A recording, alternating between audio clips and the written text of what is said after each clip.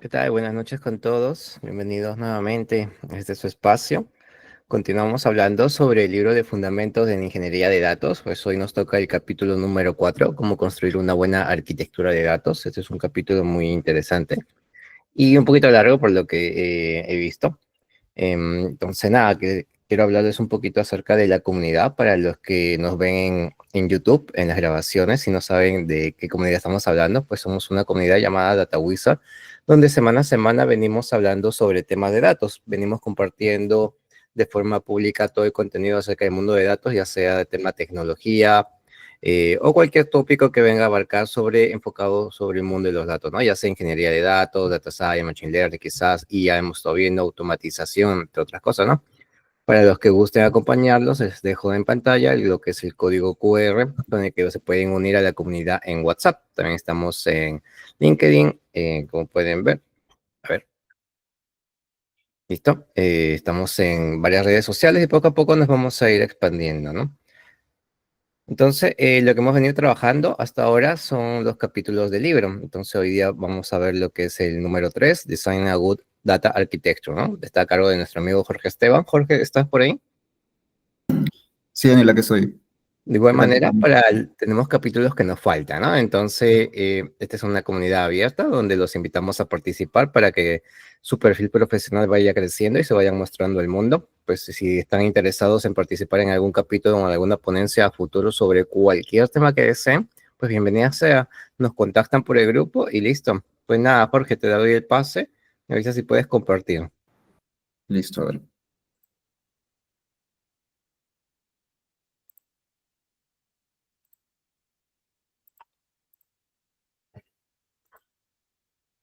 Sí, ahí me confirman si se puede ver.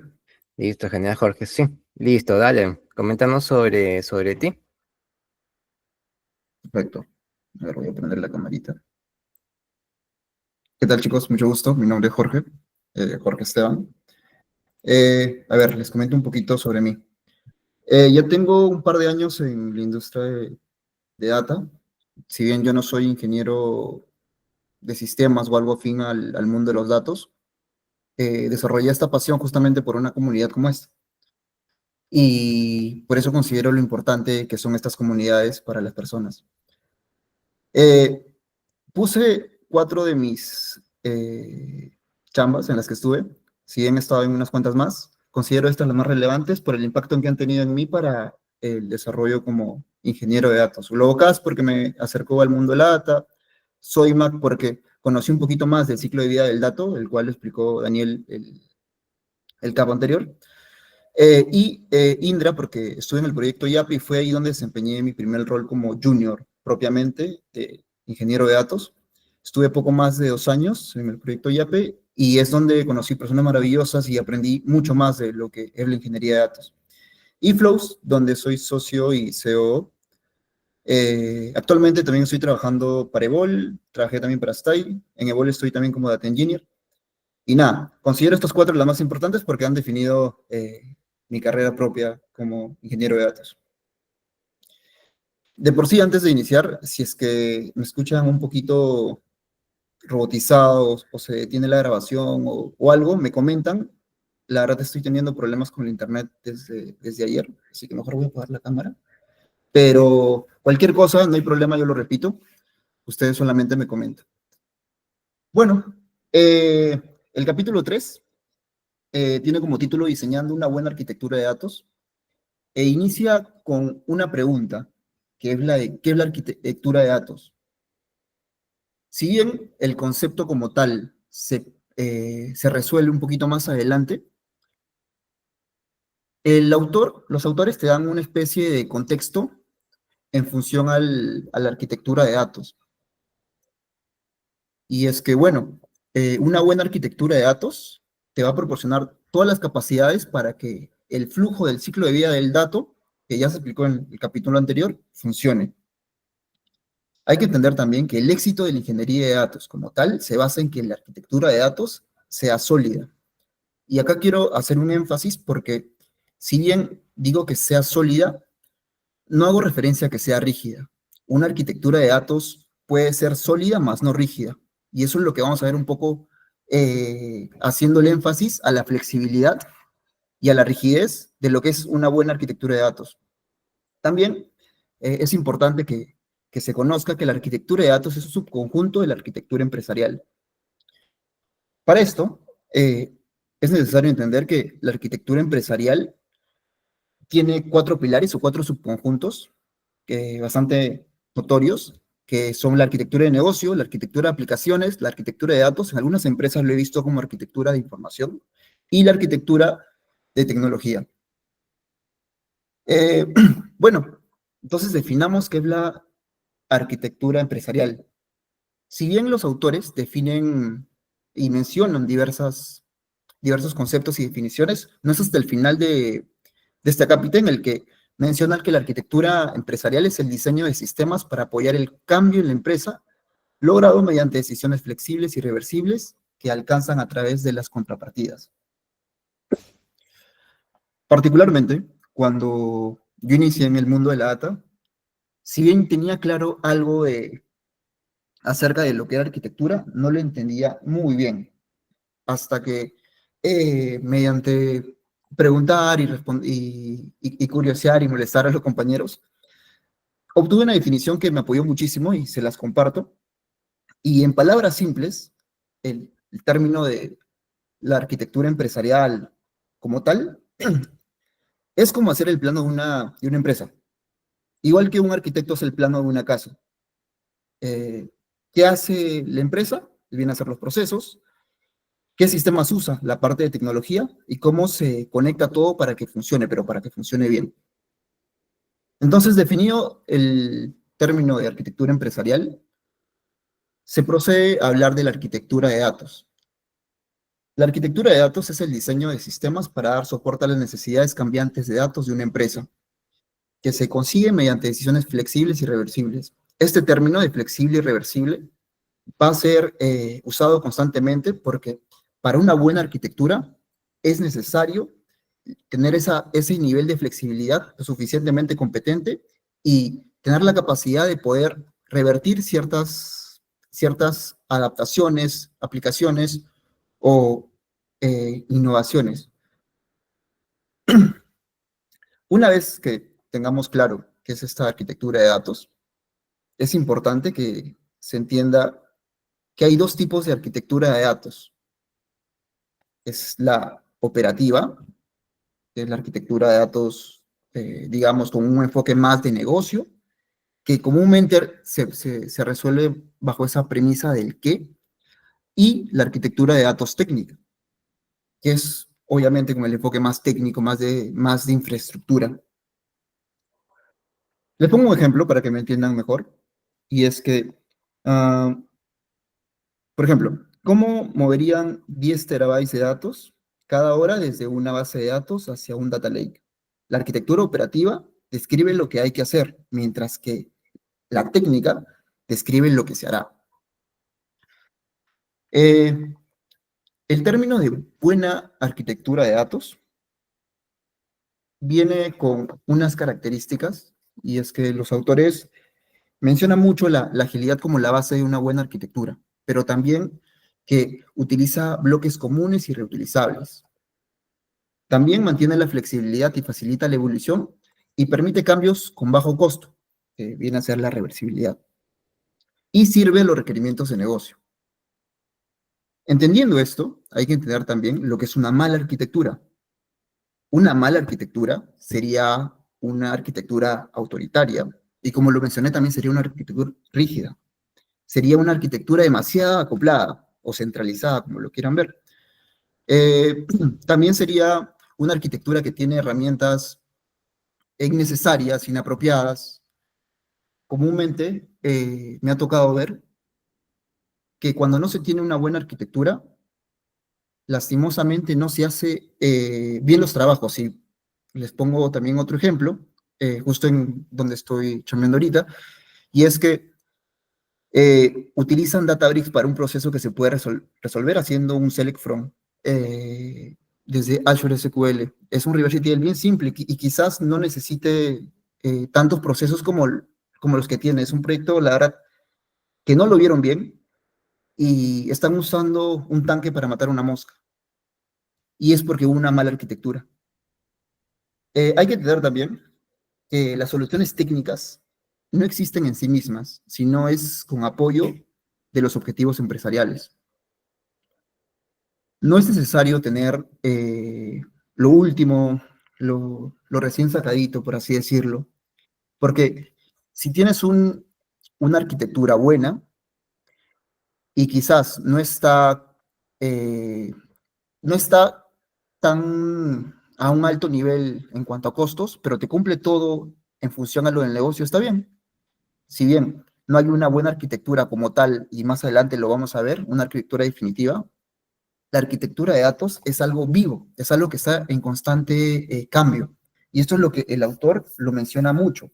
Una arquitectura de datos se caracteriza por servir los requisitos de negocio mediante un conjunto de diversos componentes, ¿no? Que son los componentes reutilizables. Entonces, eh, los principios de una buena arquitectura de datos son 9.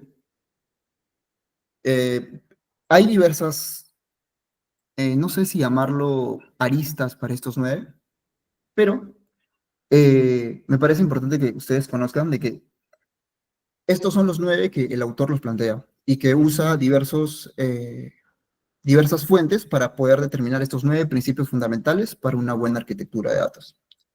La primera es elegir sabiamente los componentes comunes. ¿Y qué quiere decir esto de componentes comunes? De elegir sabiamente los componentes comunes. Bueno, según los autores, se debe seleccionar cuidadosamente las herramientas compartidas por todos los equipos. Para esto,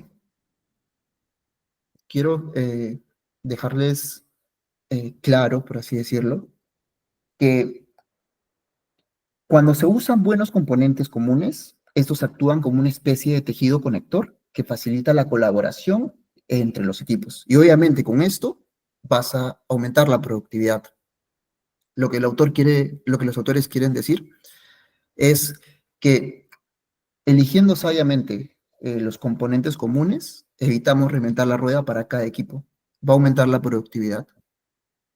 El segundo principio es planificar para fallos.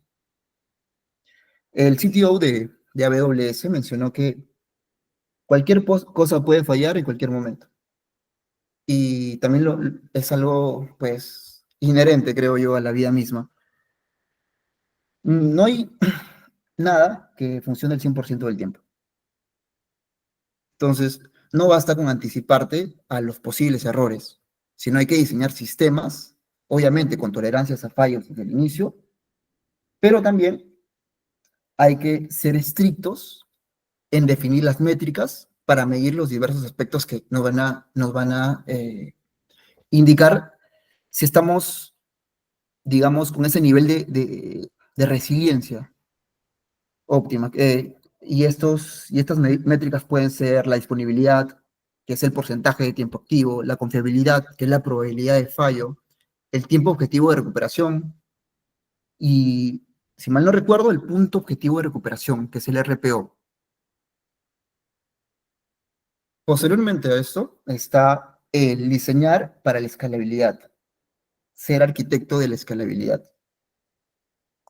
Hay que aprovechar las capacidades de la nube para escalar sistemas según la demanda, pero hay que evitar arquitecturas innecesariamente complejas o costosas.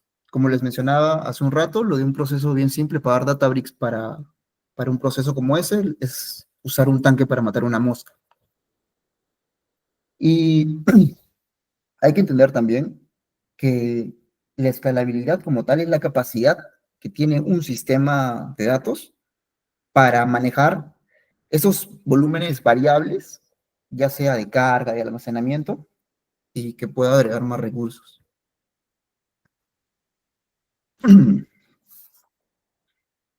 El cuarto principio, creo que yo es uno de los más importantes, probablemente el más importante para mí, porque me ha tocado ver la arquitectura como liderazgo.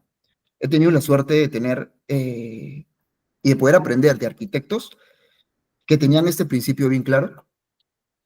Y el principio como tal es, la arquitectura es liderazgo. Una buena arquitectura de datos conlleva liderazgo organizacional. En la práctica, en el día a día, un buen arquitecto de datos suele tener la experiencia de un ingeniero de datos veterano, no de uno junior, de uno veterano. El arquitecto de datos es quien va a guiar al equipo y, bueno, el que se va a encargar de delegar las decisiones técnicas más complejas y facilitar un progreso más ágil del proyecto. Hay que entender que también el arquitecto de datos como tal no va a estar implementando cada solución o arreglando cada fix personalmente. Es quien de alguna manera va a delegar, pero tiene que tener ese rol de liderazgo tecnológico dentro de la organización y las competencias obviamente claras de un ingeniero de datos. El principio 5 es de siempre estar arquitecturando. Este principio como tal enfatiza la naturaleza, digamos, evolutiva y continua del trabajo de la arquitectura. Siempre estar arquitectando significa que los datos no se definen una vez y ya, y ahí muere, no, sino que es un proceso permanente. Como les mencioné, la arquitectura es algo vivo. El autor mencionaba que es algo que respira. Y es que es cierto, siempre la arquitectura va a tener innovaciones, cambios y adaptaciones. El principio 6, que es construir sistemas con bajo acoplamiento,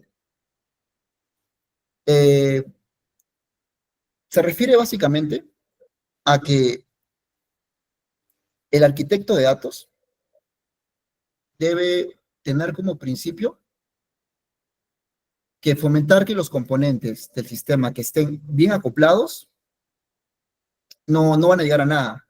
¿Por qué? Porque y esto lo vamos a ver más adelante, cuando hablemos de las capas y los monolitos, pero un acoplamiento, digamos, alto, te hace la arquitectura rígida, porque dependes de algún servicio, de alguna aplicación, y eso es lo que no se quiere con una buena arquitectura. Una buena arquitectura tiene que ser flexible.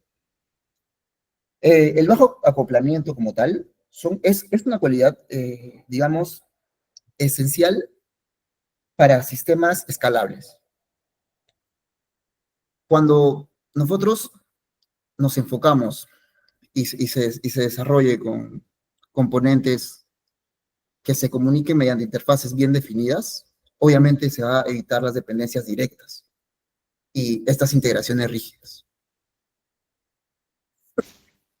El principio 7, que es el de tomar decisiones reversibles, va muy de la mano con el principio 6, que es eh, a un nivel de acoplamiento bajo. Este principio está relacionado con el uso de componentes desacoplados y con la capacidad de poder tomar decisiones reversibles.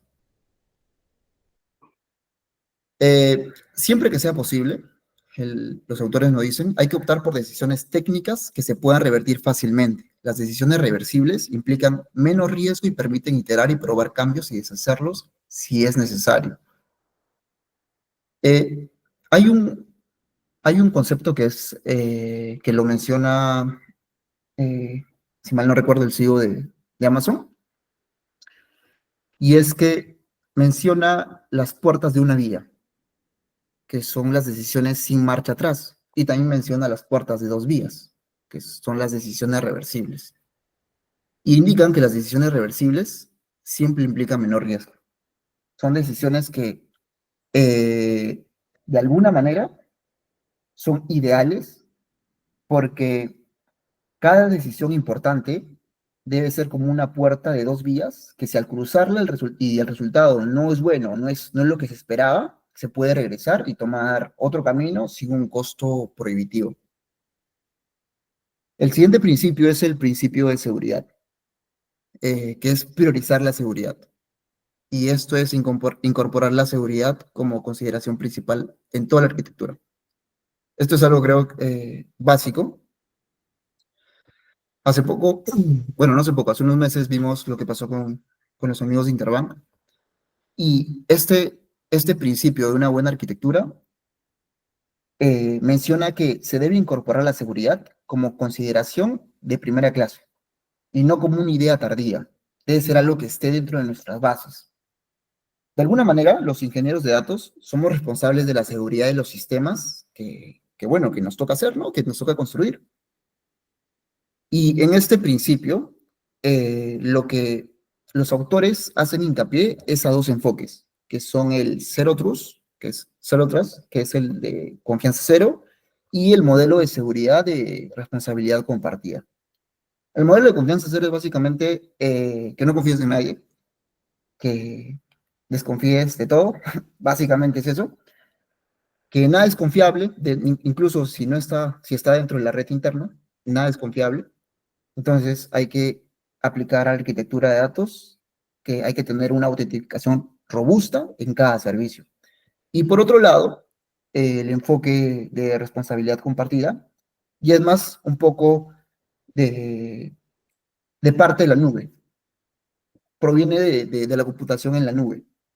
El proveedor, ya sea Azure, AWS, GCP, te asegura ciertos aspectos, obviamente de infraestructura física, seguridad de red y esos, y el cliente nosotros, nosotros como usuarios finales, nos aseguramos de las aplicaciones y las configuraciones de datos dentro de estos servicios. Por último, y el cual determina casi todo, es adoptar FinOps. Integrar la disciplina FinOps, que es básicamente la gestión financiera de operaciones, en nuestras decisiones de arquitectura, es vital, porque al final todo esto se hace con plata. Entonces, adoptar FinOps es fundamental. Tomar decisiones importantes basadas en los datos sobre los gastos, infraestructuras y los costos y el rendimiento de estos costos, o sea, en general, todo es importantísimo, porque como lo mencioné hace un rato, no hay soluciones técnicas si no son apoyadas por la parte de negocio, por decisiones empresariales. Básicamente, eh, FinOps busca esta optimización de costos. Lo que busca también es evitar estos sobresaltos financieros, de alguna manera, no, sí, definitivamente son financieros, pero para buscar sistemas eh, rentables, ya que de esta manera obviamente se va a generar mayor utilidad. Bueno, antes de seguir hablando de los tipos de arquitectura y demás, es necesario que conozcan ciertos conceptos que son clave para la arquitectura de datos, además de los principios, ¿no? El primero es el de el dominio y el servicio. Eh, un dominio es un área temática o de negocio del mundo real para el cual se está diseñada una parte de la arquitectura. ¿Qué quiere decir esto? Es básicamente el área de la vida real, tal cual. como suena. Y un servicio, por su parte, es un conjunto de funcionalidades con un objetivo específico típicamente implementado como un componente independiente. Les pongo un ejemplo para que se quede mucho más claro. Imaginemos que tenemos el dominio de ventas. Dentro de este dominio podríamos tener varios servicios, ya sea el de pedidos, de órdenes, el de facturación y el de productos. ¿Ok? El dominio como tal es el dominio de ventas y los servicios es el de facturación, pedidos y productos. Cada servicio realiza tareas independientes y propias de ese servicio, como, no sé, el servicio de pedidos que maneja las órdenes de los clientes y demás. Obviamente, eh, en el ámbito empresarial hay servicios que de alguna manera van a converger. Y eso es lo que vamos a ver en breves. Ahora, la mayoría de arquitecturas, al menos todas las modernas, creo yo, se apoyan en sistemas distribuidos. ¿Y a qué hace, bueno, a qué hago referencia con estos sistemas distribuidos? Es que, haciendo un paréntesis, para esto es necesario que entiendan acerca de la escalabilidad vertical y horizontal. La escalabilidad vertical es mejorar tu hardware, tu computadora como tal, es mejorarla. Y la escalabilidad horizontal es añadir más máquinas para satisfacer lo que se quiera hacer. La, el sistema distribuido que se menciona en el libro hace referencia a esta arquitectura, perdón, a este escalado horizontal.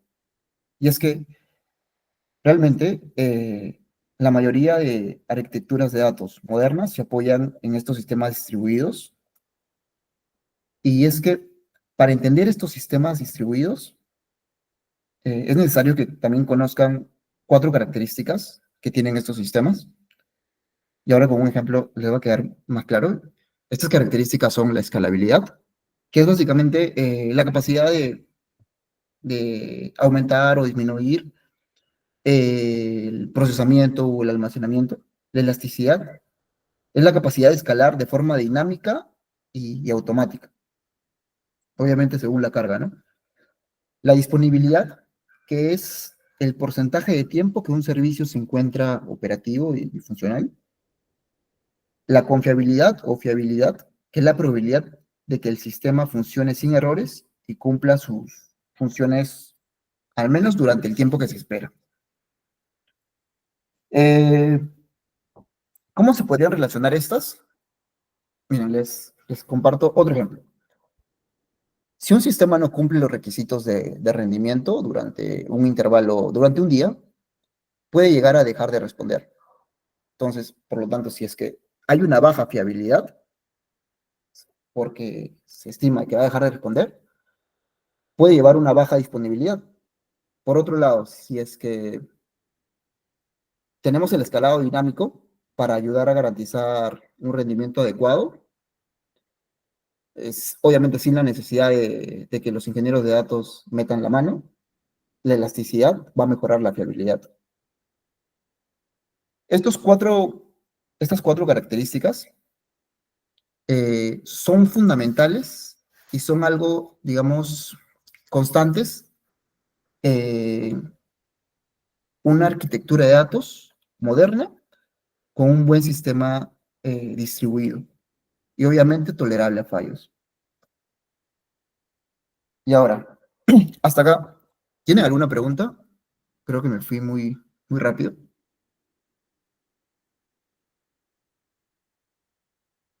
¿No? Ok, lo máximo. Entonces, ¿qué tienen en común Share, la arquitectura de datos y las cebollas? Y la buena arquitectura de datos y las cebollas es que todos tienen capas. Me ha tocado ver, eh, por más asombroso que sea, en una empresa un tanto grande, tener, digamos, un proceso productivo de una sola capa. Y es algo, pues, que obviamente ya lo están mejorando, pero es algo preocupante para la empresa, porque si es que todo está en una sola capa y falla, pues falla todo. Y el proceso, la aplicación como tal, no te va a funcionar. Y ahí es donde vienen las capas de arquitectura.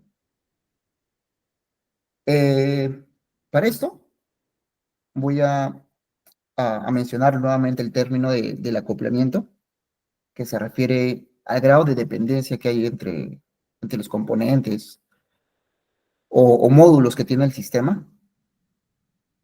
Y hay que ver que el principio 6, si mal no recuerdo, es el que tiene y nos menciona la preferencia por un bajo acoplamiento. Acá vamos a profundizar en estos patrones que van a hacer énfasis este bajo acoplamiento y para lo que es necesario.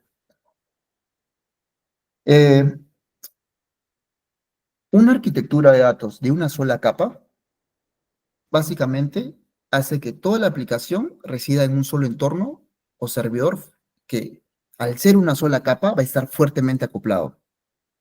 Esto, en definitiva, te va a dificultar la escalabilidad y, claro, la rentabilidad. Pero esto está bien siempre y cuando sea un MVP o sea un prototipo, pero ya llevarlo a productivo, la verdad es que no es lo ideal, no debería pasar.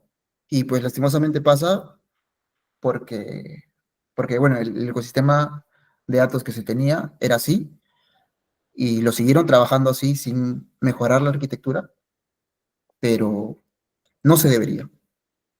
Por otro lado, está el término de multicapa, de una arquitectura de datos multicapa, que en teoría es una arquitectura bien diseñada, porque hay que ver, una arquitectura multicapa bien diseñada va a hacer que cada capa interactúe inmediatamente con la inferior o superior.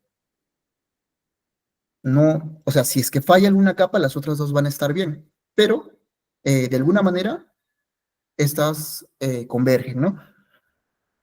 Sería lo ideal es lo ideal tener diversas capas casi siempre. La verdad es que solamente lo diría viable yo tener una sola capa al inicio del desarrollo, porque, bueno, es un MVP, un producto mínimo viable o quieren ver cómo se va a escalar, pero a futuro no debería manejarse con una sola capa. Después está el término de monolitos. Bueno, un monolito es una aplicación unificada donde múltiples dominios o funciones y obviamente servicios están entrelazados en un solo despliegue. El problema acá es que el acoplamiento técnico y obviamente también el de dominio es muy alto. Y pues un cambio de una sola parte te va a requerir probar y desplegar toda la aplicación, así sea un cambio minúsculo. Por otro lado, una arquitectura de microservicios eh, divide toda la aplicación en servicios pequeños, autónomos y débilmente acoplados. Cada uno de estos va a estar enfocado en una función de negocio específica. Cada negocio o microservicio puede tener su propia base de datos o esquema y consumirse ya sea mensajes o APIs.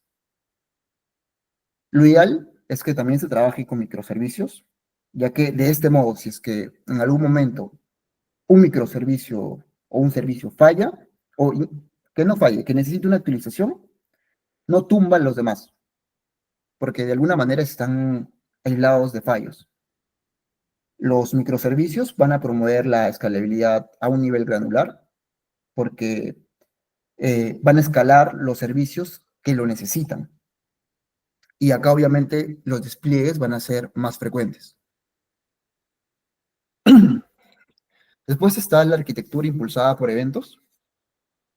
Eh, Una arquitectura impulsada por eventos adopta el paradigma de manejar los flujos de datos como eventos que se producen, se transmiten y se consumen asíncronamente entre los diversos componentes.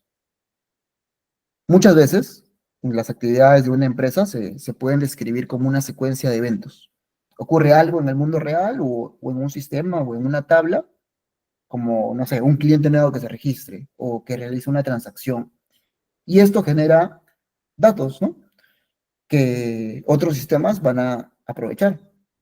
Una arquitectura impulsada por eventos adopta este paradigma de manejar los flujos de datos como eventos que se producen y de esta manera alimentar los datos, las tablas para tener ese workflow.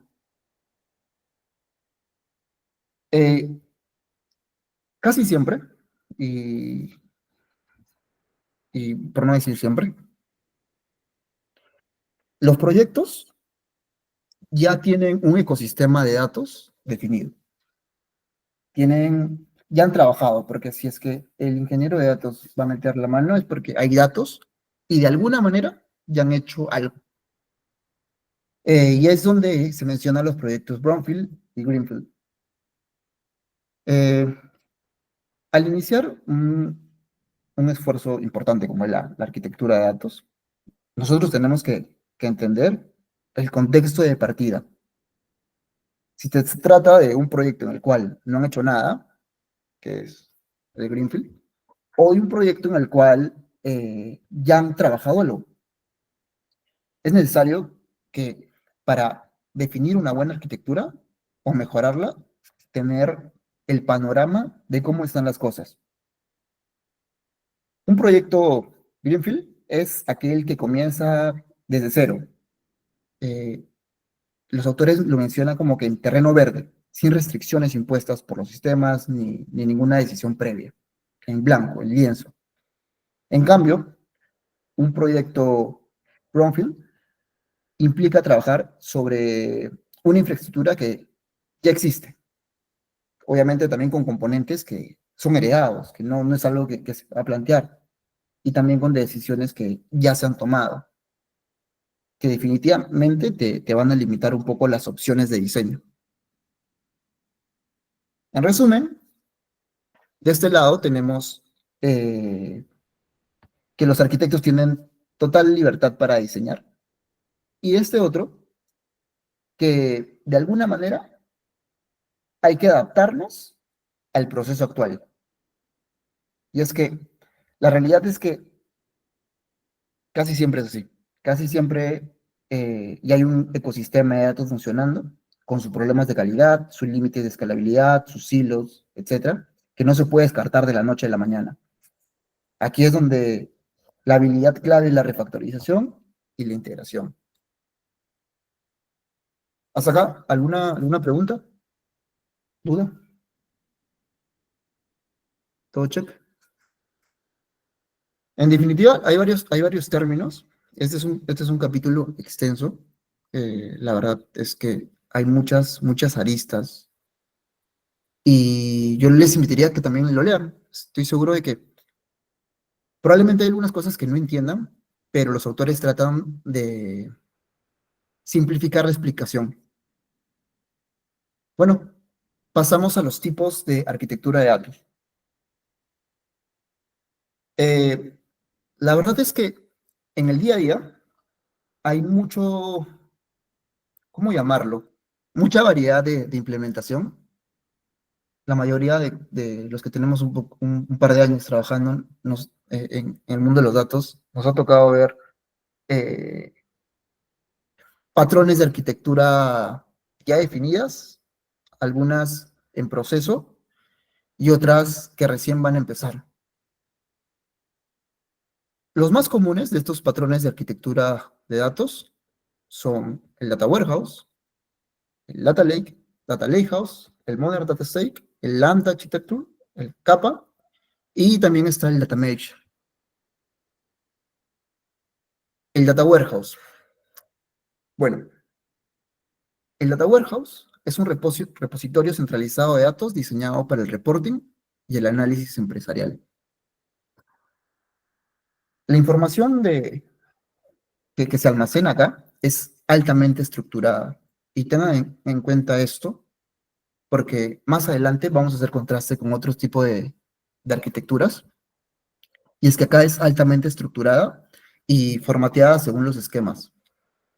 ¿Por qué? Porque te van a facilitar las consultas analíticas. Eh, También es una de las arquitecturas de datos más maduras y establecidas. Si mal no recuerdo, su concepto fue formalizado en los 80 y Bill Emmon lo definió en los 90, creo. Y ha ido evolucionando, ¿no? Desde costosos sistemas on-premise a modernos almacenes en cloud de alta escalabilidad. Eh, Hay que entender también que el Data Warehouse, como tal, centraliza y organiza los datos mediante los ETL tradicionales, ¿no? De extracción, transformación y carga, que extraen los datos de fuentes operativas, lo transforman, le hacen la limpieza, integración y, bueno, las reglas de negocio, y luego los cargan en el Data Warehouse principal. A partir de ahí ya suelen generarse los también conocidos como data marts, específicos por área. El siguiente es el Data Lake. Este es un depositorio central de datos en crudo. Acá voy a hacer un paréntesis y les voy a comentar los tipos de datos que existen. Existen tres tipos de datos. Están los datos estructurados, que son los que tenemos en tablitas, bajo un esquema. Los datos semiestructurados, que puede ser un JSON, un XML, un YAML. Y los no estructurados, que son videos, audios, imágenes. Todos estos son permitidos en el Data Lake, más no en el Data Warehouse. En el Data Warehouse solamente se tiene datos estructurados. En el Data Lake, en contraste, no. En el Data Lake es un depositorio de datos crudo que acepta cualquier tipo de dato, estructurado, semiestructurado, no estructurado. Acá no le importa el esquema de ingesta. La idea simplemente es volcar todos los datos de la empresa hacia un lado. El Data Lake te ofrece alta escalabilidad y la verdad es que bajo costo de mantenimiento. Como tal, el concepto surge en la era del Big Data, inicialmente sobre HDFS, y luego fue migrando al almacenamiento de objetos en nube, con una capacidad prácticamente ilimitada, pero también es necesario entender que, si bien tiene ciertos beneficios, presenta ciertos desafíos técnicos. Por ejemplo, eh, realizar combinaciones complejas, joins, o cálculos en volúmenes masivos, que va a requerir ciertas herramientas especializadas como MapReduce, Spark, y obviamente la capacidad de un ingeniero de datos competente en esto. También hay que entender que de alguna manera te va a minimizar la gobernanza y la capacidad de estructura, porque el enfoque es almacenar todo sin esquema, como llegue, crudo y como esté.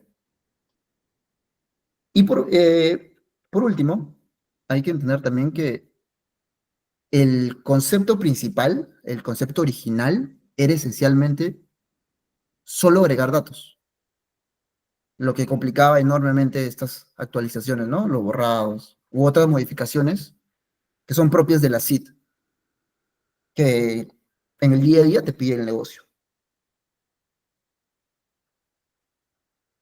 Data Lakehouse.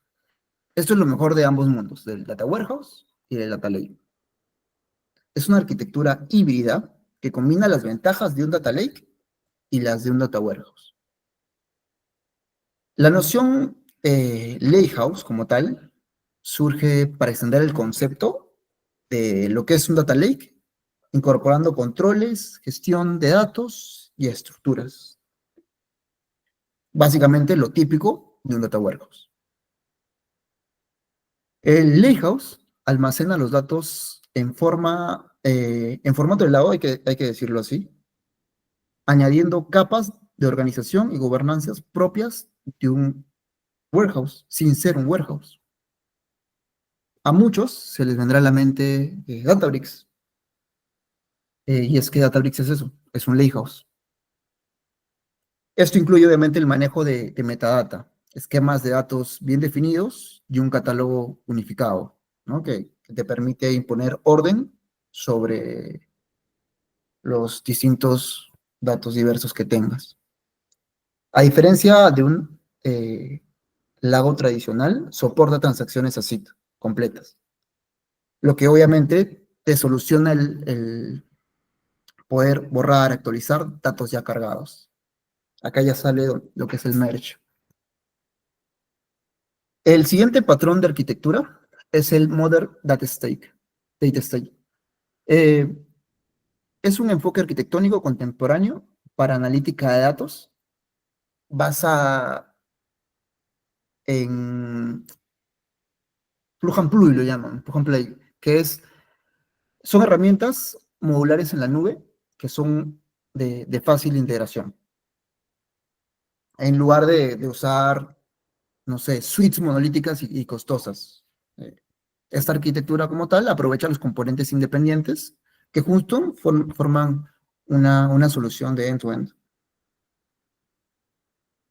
También te reduce la complejidad y el tiempo to value, adoptando servicios en la nube ya gestionados, es el SaaS, ¿no? O también herramientas de código abierto con bajo costo de entrada. La idea central acá es construir una arquitectura rentable y escalante, ensablando componentes fácilmente disponibles, con precios bajos, transparentes, sin necesidad de desarrollar todo internamente. No vas a inventar la rueda. Y también fomente el autoservicio. El uso de datos es algo constante, ¿no? Lo que hace este patrón de arquitectura es que los analistas y los científicos de datos puedan acceder, preparar y analizar su propia información gracias a estas herramientas accesibles. De alguna manera te va a disminuir la dependencia con ciertos equipos técnicos, pero va a ser más ágil el, el consumo de datos por parte de negocio. Luego viene la arquitectura lambda. De por sí ya no se usa mucho. Eh, el autor considera de que hay enfoques más recientes, como el Dataflow, que ahorita vamos a ver, pero es importante que lo conozcan, porque sirve como base para las siguientes arquitecturas que les voy a presentar. La arquitectura lambda es un patrón que descompone el procesamiento de datos en dos rutas paralelas, en batch y en streaming, entendiéndose streaming en tiempo real. La vía batch viene a ser por lotes de datos históricos, por así decirlo. Y la vía streaming es lo que le mencioné, procesamiento en tiempo real. Va a llegar un punto en el que se van a combinar y te van a ofrecer una vista, digamos, completa y actualizada de la información. La capa de velocidad es la que va a procesar este flujo y generalmente va a almacenar los resultados en una base de datos no SQL u otra tienda de baja latencia para consultas inmediatas. En paralelo, la capa batch va a acumular los datos y periódicamente va a realizar cálculos. Por ejemplo, reconstruir agregados completos. Acá esto se usaba básicamente bastante cuando se usaba Hadoop. Aunque en su momento esto logró cumplir su objetivo, como lo mencionó, ahora ya no es tan viable. Lambda se considera hoy una solución de último recurso.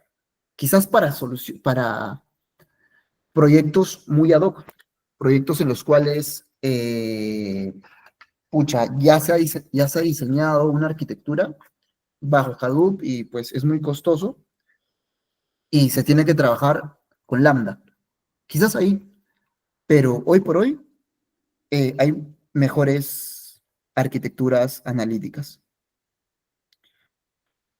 Hay que entender que está bien, no lo usamos y probablemente ya no se usen a futuro, pero sigue siendo referenciado por su importancia, porque con la arquitectura lambda se llega a entender la arquitectura capa y la arquitectura de Dataflow, que la propuso Google. La arquitectura capa. Eh, Esta arquitectura es una alternativa propuesta por Gil Krebs y esta arquitectura viene a suplir las limitaciones que tenía Lambda. La arquitectura como tal plantea usar una solución de plataforma única para el procesamiento de string, ya no en paralelo como lo hacía Lambda. Es como una especie de columna vertebral, por así decirlo. Y todo el manejo de datos, ingesta, almacenamiento, análisis y serving, va por ahí. En vez de separar en batch y en streaming, que era lo que hacía Lambda, todo va por esta columna vertebral. Y pues unifica todo al 100% con un enfoque orientado a eventos. Seguro a muchos de ustedes ya se le viene a la mente Kafka.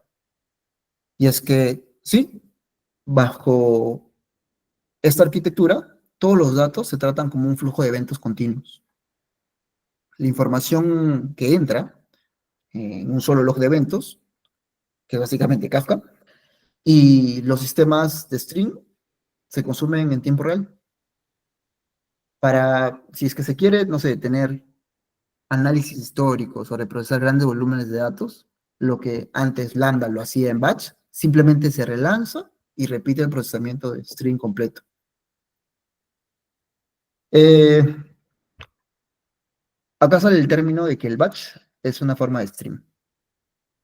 La arquitectura capa simplifica la infraestructura, eliminando la duplicidad de los pipelines.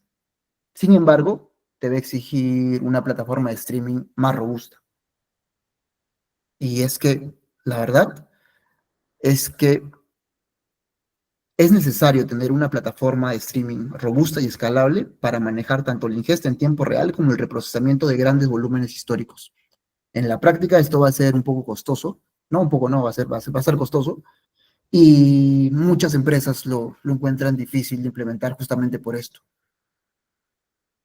porque es costoso. Eh, Algo que se me olvidó mencionar acá es que la arquitectura capa como tal no ha sido ampliamente adoptada de forma independiente, me digo, sino es el concepto como tal, y lo mencionan los autores, es algo elegante. En realidad muchas empresas han preferido tener arquitecturas híbridas o el uso de herramientas unificadas que de alguna manera te simplifiquen el streaming. Porque, como lo repito, el usar este patrón de arquitectura es costoso. Ahora viene Dataflow Model, que creo yo es el más bonito. Eh, este, esta arquitectura es un modelo propuesto por Google. Eh, si mal no recuerdo, lo formalizaron como Google Cloud Dataflow, algo así. Y pues lo que hace es unificar el procesamiento por lotes y en tiempo real. Y todo dentro de un solo framework. Surgió como una evolución a las ideas de Lambda y de Kafka, y con esto ya te eliminas esa necesidad de pegar sistemas dispares. Actualmente es usado. La idea central es tratar todo dato como un evento en una línea de tiempo.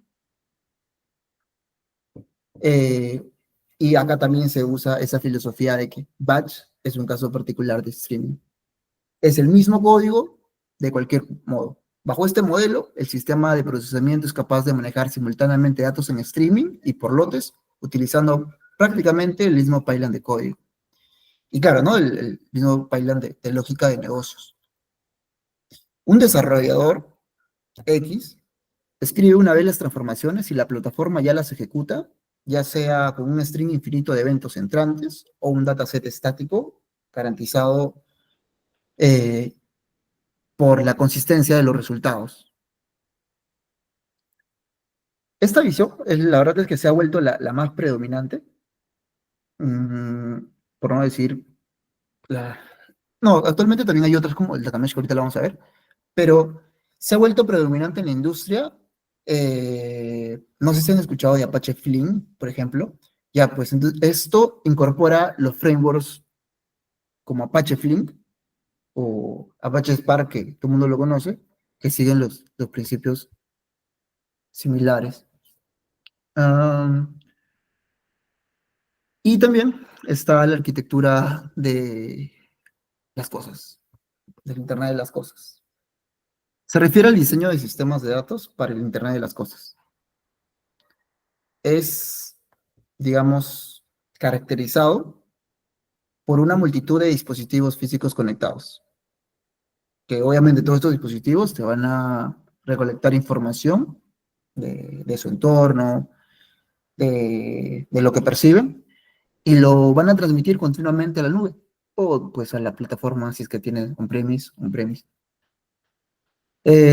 Los dispositivos IoT como tal abarcan desde sensores simples, cámaras, wearables, hasta máquinas industriales inteligentes. Típicamente son de bajo poder de cómputo y red, y limitados en energía y ancho de banda, y por ello solamente te van a capturar datos en brutos y te lo van a enviar. He visto hace poco que algunos pueden realizar como que computación en el borde, como que inferencias locales de Machine Learning antes de transferirlo. Eh, Usa pasarelas de IoT. ¿Para qué? Para conectar los dispositivos a la infraestructura central de datos. Una pasarela actúa como una especie de hub que agrupa la comunicación de todos los dispositivos cercanos, las docenas o centenas que se encuentren, y se encarga de la seguridad y los protocolos de estos dispositivos y envía los datos agregados hacia Internet o la nube. Para datos de sensores que se analizan en frío, ejemplo, la investigación científica ambiental, puede bastar con un almacenamiento masivo de tipo data lake. Acá también se usa bastante Kafka en, en escenarios en los cuales no hay conectividad constante. Esta pasarela puede acumular datos en buffer, así se llama, y luego enviarlos en lotes, obviamente ya sería batch, cuando recupere la conexión. Por ejemplo, un sensor remoto que sube las lecturas de cobertura de Wi-Fi.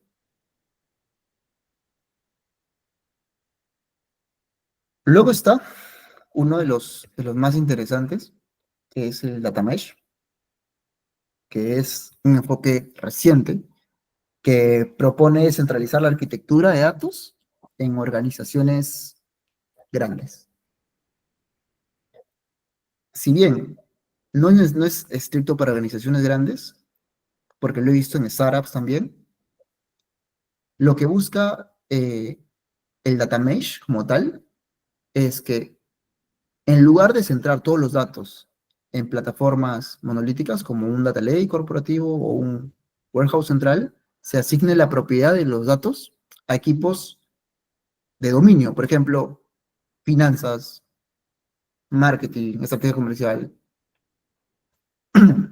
Y con esto vas a crear arquitecturas distribuidas donde cada dominio maneja sus propios pipelines y obviamente con esto sus propios productos de datos. Este principio, como tal, es ownership por dominio y busca escalar la organización evitando los cuellos de botella que suceden constantemente en un equipo central. Y es que cada equipo va a ser responsable de sus productos de datos. Concibe los datos como productos. Cada dominio debe tratar sus conjuntos de datos como productos de datos listos para el consumo de otros. Ventas, puede ver el de finanzas de marketing y así. Y esto, obviamente, va a implicar que los datos de cada dominio se documenten. Y, en definitiva, tienen que tener una calidad garantizada. Y acá ya es donde se empieza a ver los metadatos ricos y nutritivos para esa, esa especie de interacción que tienen los equipos de dominio. También establece una plataforma de datos de autoservicio. Y es que hay que entender algo acá también. Si bien cada dominio yace en función al equipo, eh, por ejemplo, finanzas tiene sus tablas. El equipo de marketing, el dominio, el marketing, el equipo de marketing puede consultar estas tablas también. Y de alguna manera, eh, los consumidores finales de, de los datos van a poder hacer uso de este autoservicio.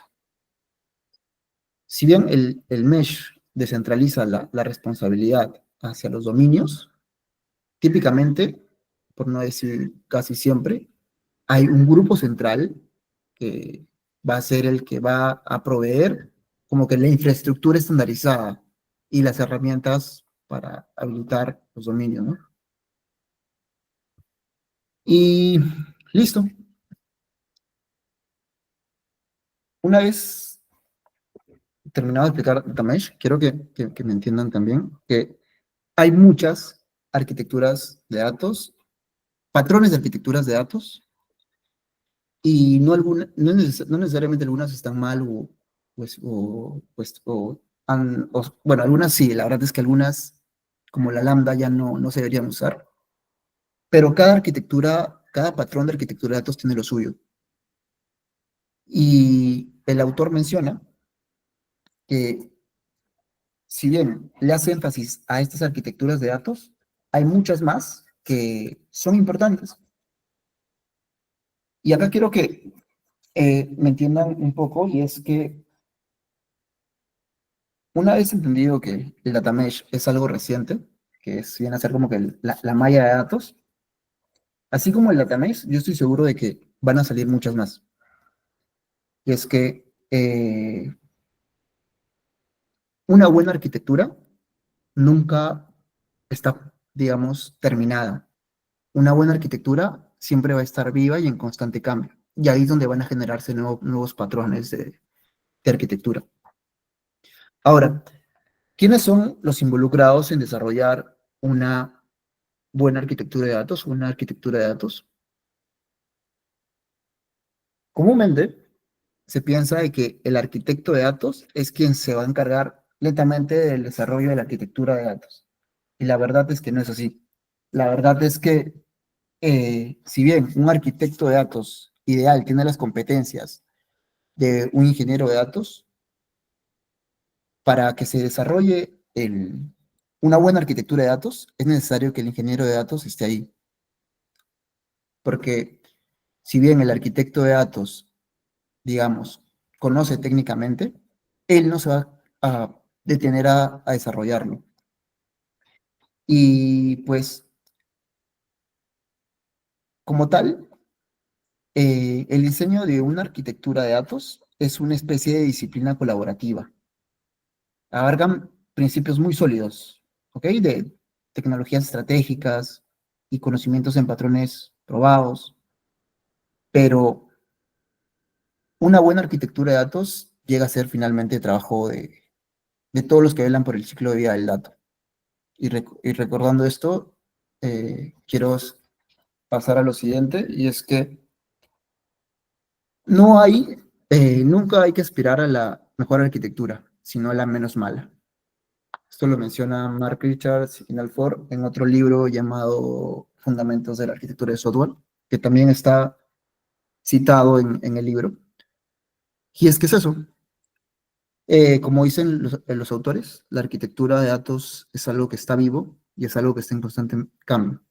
Y pues la verdad es que al final vamos a tener la menos mala y debemos de estar totalmente conscientes de que vamos a tener cambios y una buena arquitectura tiene que tener la capacidad de tener esa flexibilidad y esa reversibilidad para adaptar los cambios.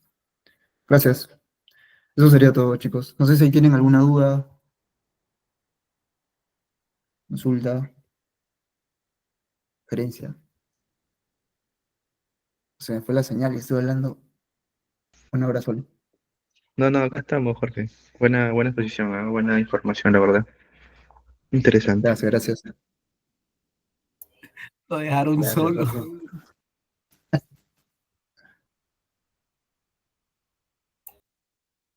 Jorge, muchas gracias por la exposición y por la información que nos compartes el día de hoy. No, gracias a ustedes. Un viernes en la noche definitivamente es un poquito costoso, pero nada, un placer. La verdad es que los invito también a unirse.